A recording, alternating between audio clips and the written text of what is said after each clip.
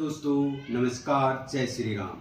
दोस्तों, आज मैं आप सभी का फिर से स्वागत करता हूं आपके अपने YouTube channel Nandini Rajput official में।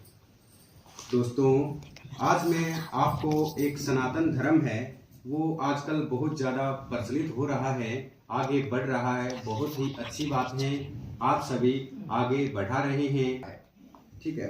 तो दोस्तों, आज मैं आपको बताने वाला हूँ बागेश्वर जो धाम है उसके बारे में, और उनके जो पीठाधीश्वर हैं पंडित श्री धीरेन्द्र कृष्ण शास्त्री जी, उनकी जीवन शैली पर प्रकाश डालेंगे और आप लोगों को बताएंगे कि आखिर पंडित धीरेन्द्र कृष्ण शास्त्री जी का जीवन आखिर कैसा रहा और कैसी उनकी परिस्थिति थी, और आगे उन्होंने आगे कैसे बढ़े और उन्होंने अपने आप को कैसे एक धर्म को आगे बढ़ाने का प्रयास किया है। चलिए दोस्तों, स्टार्ट करते हैं।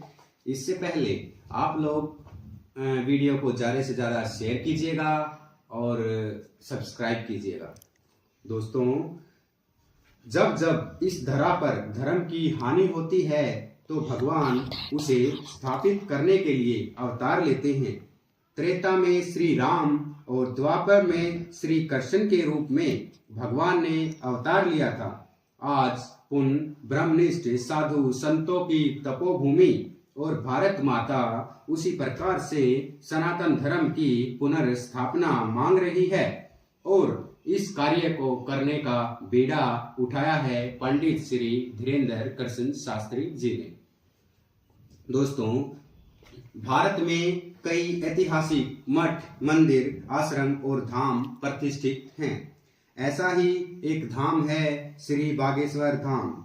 यह मध्य प्रदेश के छतरपुर जिले के एक गड्ढा गांव में पड़ता है। यहाँ पर लगभग वर्तमान 2023 322 वर्षों से भी अधिक समय से प्राचीन श्री महादेव एवं श्री बालाजी सरकार का दिव्य स्थान है।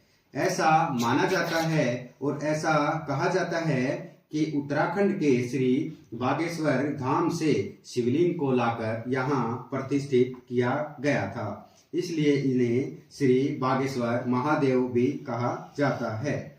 वर्तमान में इस बागेश्वर धाम के पीठाधीश्वर हैं पंडित श्री धीरेन्द्र कृष्ण शास्त्री जी, जिन्हें सारा संसार श्री बागेश्वर धाम सरकार के नाम से संबोधित करता है। पंडित श्री धीरेन्द्र कृष्ण शास्त्री जी का जन्म 4 जुलाई 1996 को मध्य प्रदेश के छतरपुर जिले के एक छोटे से प्यारे से गांव में हुआ था, जिसका नाम है गड्ढा गांव। इनका जन्म एक ब्राह्मण परिवार में हुआ था। इनके पिता श्री राम कृपाल जी महाराज और माता श्रीमती सरोज देवी जी हैं।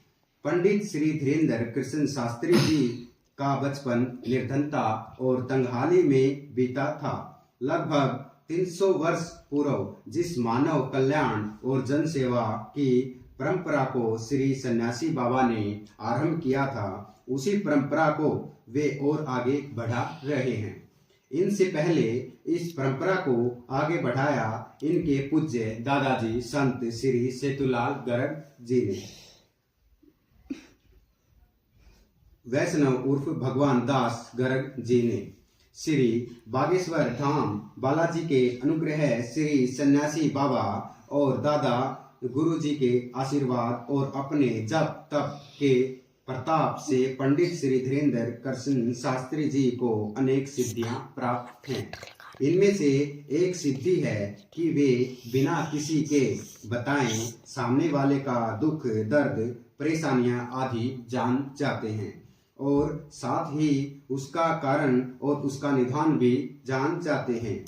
इस सिद्धि को दिव्य दरबार के माध्यम से पंडित श्री धीरेन्द्र कृष्ण शास्त्री जी ने श्री बागेश्वर धाम के भक्तों व अन्य जनमानस के सेवार्थ उनके दैहिक, मानसिक, भौतिक व दैविक दुखों के निवारणार्थ समर्पित कर दिया है।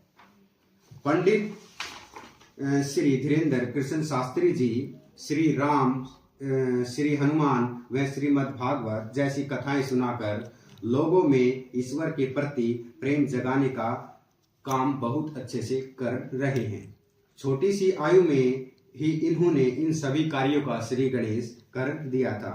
इनका कथा कहने का अंदाज इतना निराला है कि बच्चे, बूढ़े, युवा, स्त्री, पुरुष सब लाखों की संख्या में खींचे चले आते हैं। और पंडित श्री धीरेन्द्र कृष्ण शास्त्री जी के संकल्पों ने समाज कल्याण और लोक कल्याण की एक अलग परिभाषा गढ़ी है। महाराज श्री के संकल्पों के जीते जागते उदाहरण हैं। धाम परिसर में चल रही अन्नपूर्णा रसोई।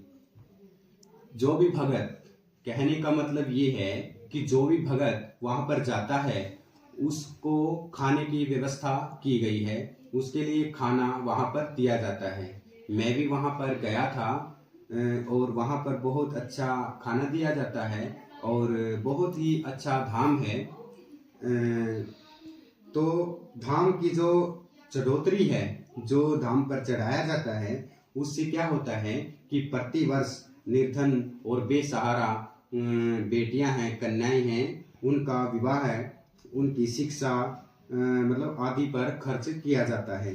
धाम परिसर में गुरुकुल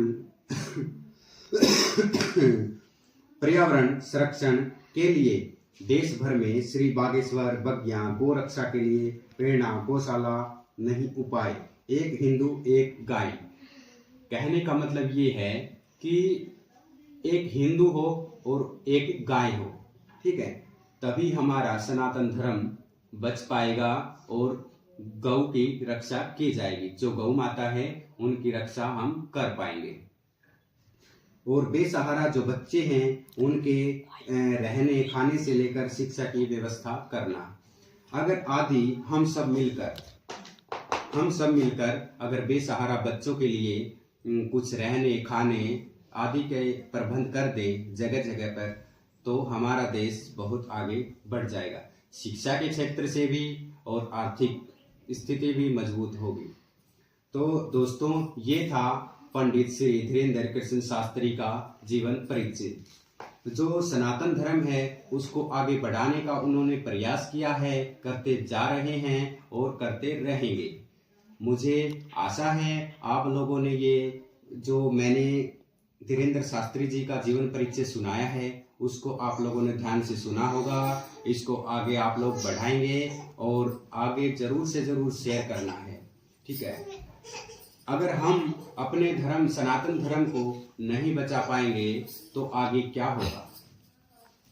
तो चलिए दोस्तों, नमस्कार, चलते हैं और अगले एपिसोड में फिर से मिलते हैं। जय श्री राम।